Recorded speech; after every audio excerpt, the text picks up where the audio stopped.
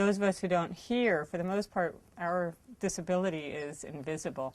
So when you go into the world and now you're walking into restaurants and markets and everything with a dog, everybody looks at you. So it was a big change.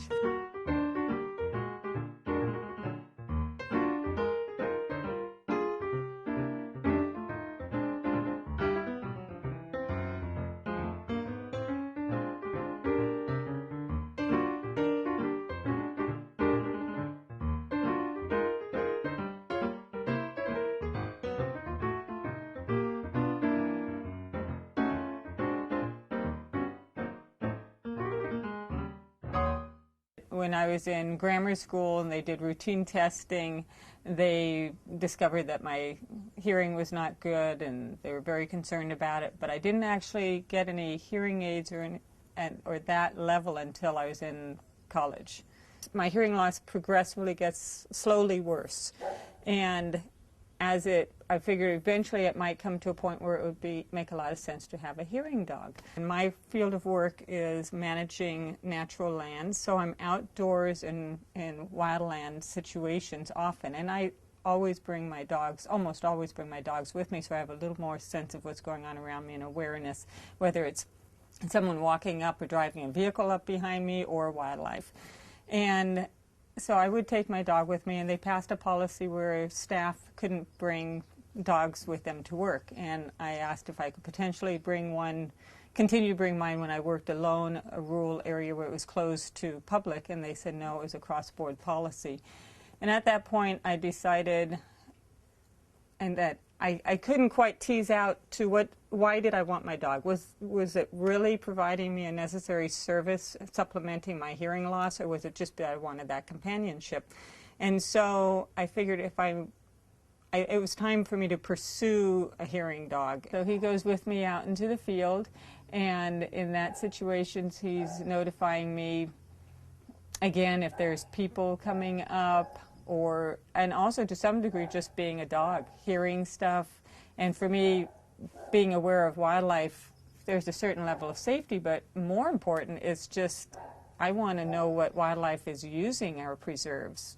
I ended up finding Canine Companions for Independence and did my application and met with them and said, I honestly don't know. I have like a 50 to 60, 70% hearing loss, and is that enough to justify having a hearing dog? And they took into account my work conditions, the progression of my hearing loss, age, all those, the severity of my hearing loss, and decided, yeah, it would be a great idea for me to have a service dog and have them start working with me and get used to the whole process of having a hearing dog and that additional assistance. So it's another tool in the toolbox.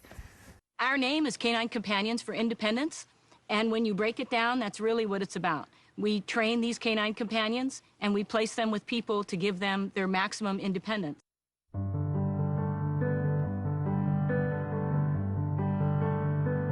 You've passed them in ordinary places. Assistance dogs doing extraordinary things for their human partners. And you may think that in just a glance, you know their story. But what you are seeing is the happy ending first.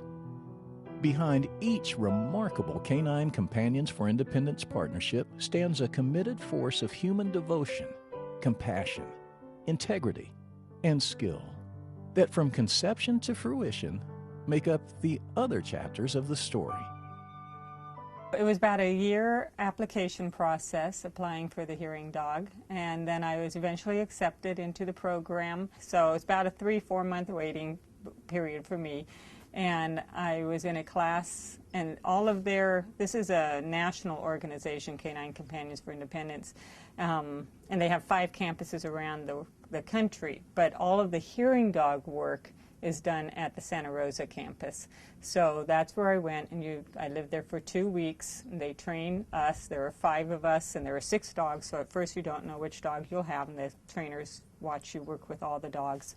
And then the 3rd day, you're placed with a dog, and I was placed with Seaton.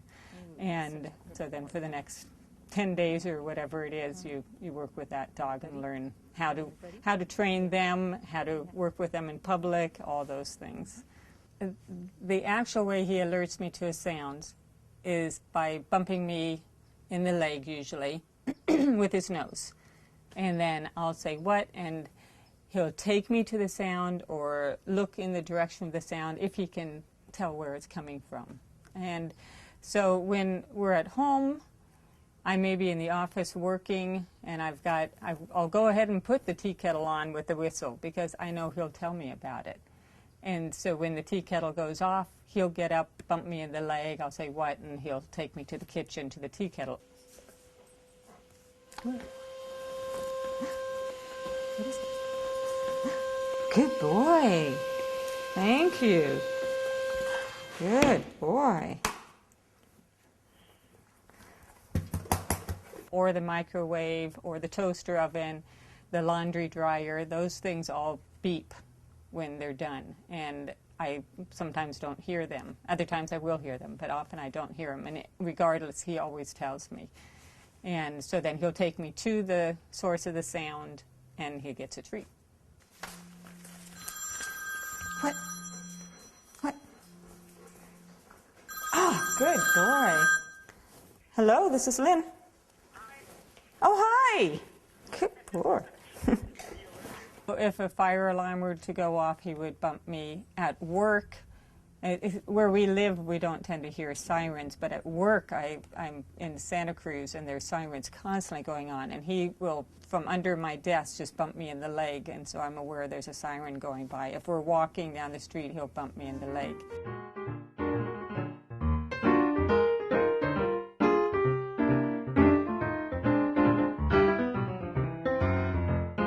Sometimes we rely on technology, but I have to tell you, my experience, Murphy's Law, is that, technology has a tendency to fail because, there's batteries and electricity and all of this equipment. The nice thing about having an assistance dog is they'll be with you. Even when the electricity goes out and all the batteries fail, that companion that's right next to you, they'll be the ones that alert you. A lot of times individuals will say, well, I don't want a big dog. But the way the law is written, if the dog provides you with assistance, you train it to alert you, it doesn't matter if it's professionally trained. As long as the dog goes with you, behaves itself, doesn't cause problems, and is providing you a service, it is a service dog. And so you have the same rights under the ADA that a professionally trained dog does. Professionally trained dog comes with a lot of benefits in that they're already checked out behavior-wise, they're trained to do obedience, they're trained to identify. And once you get a dog, you spend 2 weeks with CCI, who is represented here today, up at their dormitory, working with the dog before they turn the dog over to you. And so not only do you get to be checked out on whether the dog works well with you, but you get the important part of being trained how to work with the dog and how to teach the dog future signals, so that if something comes up in your house that you need, I need to know about that. But not only do they alert to smoke detectors, they alert to oven timers, they alert to doorbells. If you're walking down the street, drop your keys, the dog will pick them up, tap you in the leg, and hand them to you. If someone calls your name, the dog will tap you in the leg and face the direction of the person calling your name. So they are a great benefit. Dogs were part of my life forever. My parents would bring in strays all the time. We always had at least 3 dogs, and I love dogs. And I found from a young age that I loved to have them with me when I was out hiking around and stuff, because they would give me a little more of a sense of what was around me. I might not hear things, and I think even fully hearing people will have that same experience. It broadens your awareness of your surroundings. I love dogs, so I honestly loved all the dogs that were in the class, and I didn't have a favorite dog. When I was placed with Seaton, I just adored him, and immediately we started that bond together as a team. Hearing aids have become so small now that people don't see my hearing aids. In the past, I don't mind people seeing my hearing aids because I figure that way they have a better understanding of why I'm not responding quickly, or maybe I'm responding incorrectly because I've misinterpreted what they've said. So this is another way of letting people know I don't hear well, so bear with me on this. A service dog is working. An assistance dog is working, whether they be a service dog, a guide dog, which is for the blind, seizure alert, diabetes, or hearing dog, or any other category. They're working. So they're having to be attentive to their handler to a certain degree at all times. And when someone else is petting them, it's a distraction. So it's just like you're trying to work and someone comes over and talks to you at work. It's a distraction. Sometimes it's a welcome distraction, but often if you're focused on something, it's irritating. So that's the reason why people are asked to ask before approaching a dog. And please do not be offended. Most handlers will say, no, please don't pet my dog. He's working right now. And don't be offended by that. It's just simply a distraction. I personally make the choice to usually let people pet Seaton, but I'll ask him to, give me a chance, let me introduce you. I'll have him sit and then let him pet. But he's very gregarious. He loves to meet people. For him, what will distract him from working is food. So even if he's getting pet, the second he hears his sound, he'll stop, he'll avoid getting pet in order to get a treat, because that's his reward for working. He also alerts me to things drop, so that's another thing at home. If I've got a bunch of stuff in my arms and I happen to drop something, I don't notice it, he'll bump me in the leg and let me know I've dropped something. Some teams, the person will choose to train their dog not to alert them to sounds they don't need to know about.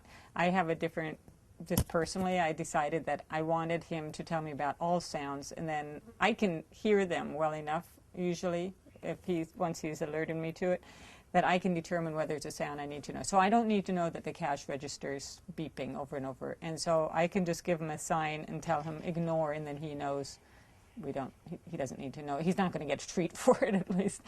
He's that peripheral hearing that you referred to before, making me fully more aware of what's going on around me.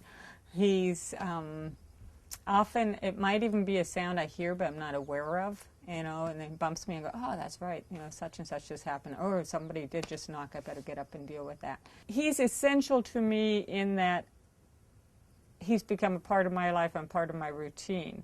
But that's not to say that everyone who has a hearing loss or is deaf needs to have a hearing dog. So he's a tool that made a lot of sense for me.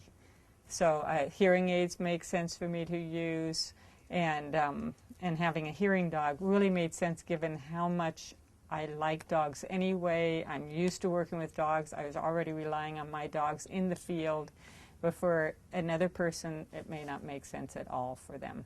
He's essential in supplementing, filling the gaps in my life that are caused from my hearing loss. He also helps with interacting with other people. People, like you say, he's essential in helping others understand that I have a hearing loss. Plus, he's a wonderful companion. Such a good boy.